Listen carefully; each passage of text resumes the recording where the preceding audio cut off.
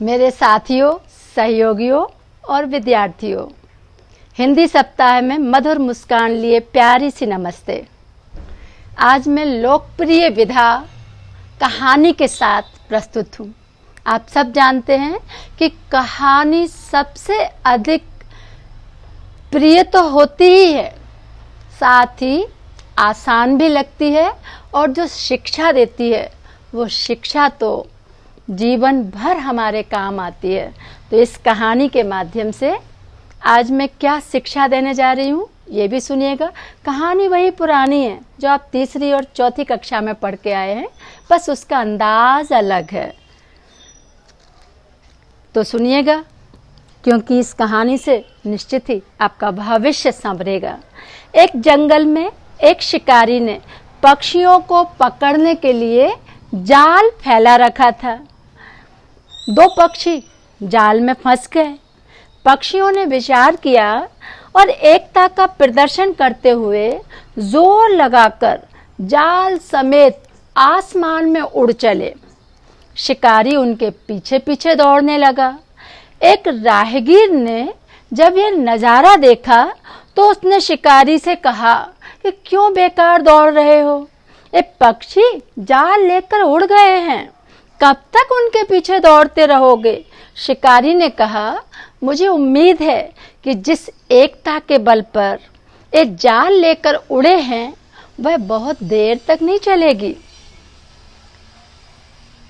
परिंदे सारे एक ही जाति के हैं और जातीय संघर्ष क्या होता है यह मैं अच्छी तरह जानता हूँ, और सचमुच ऐसा ही हुआ। उड़ते उड़ते दोनों पक्षी एक दूसरे पर ज्यादा परिश्रम करने का जोर देने लगे। उनका संघर्ष बढ़ने लगा। दोनों इस बात का श्रेय लेने लगे कि मेरे कारण तुम्हारी जान बची है। उनके पंख थकने लगे और वे दोनों लड़खड़ाकर जाल समेत जमीन पर आ गिरे। इस तरह शिकारी का काम बन गया। तो कहानी कितनी छोटी सी थी और कहानी बहुत बार आपने पढ़ी। तो मेरे बच्चों, इस कहानी से मैं ये बताना चाहती हूँ कि सफलता एक मत और एकजुट होकर ही हासिल की जा सकती है।